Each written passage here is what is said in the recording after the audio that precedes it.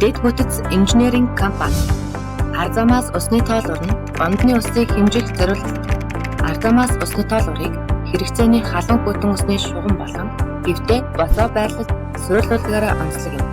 Арзамаас усны тоолуур нь бактери устгах шин чанартай. Сарн цэнгийн хүчтгсэн хамгаалалттай. Бүх деталууд нь Оросын холбооны улсад үйлдвэрлэгдсэн. Тоолуурын битүү механизм хөл рүү тоосроо орохоос бүрэн хамгаалагдсан. Гадна их бие гуйлын хийдтэй тул тоолрын эдлэгээ урт зэвэрдгүй гинтийн даралт өсгөж тэсвэртэй. Шаардлагатай тохиолдолд үл буцах клапангаар тоноглож болно. Ашиглалтын дундаж хугацаа 12 жил. Арзамаас мэдээлэлээ дамжуулдаг боллоо. Бүтэц ба ажиллах зарчим. Радиомодуль нь усны тооцооны багжуудаас зарцуулалтын талаарх өгөгдлийг радио суугаар дамжуулан сервер дээр хадгалах боломжийг олгох зориулалттай.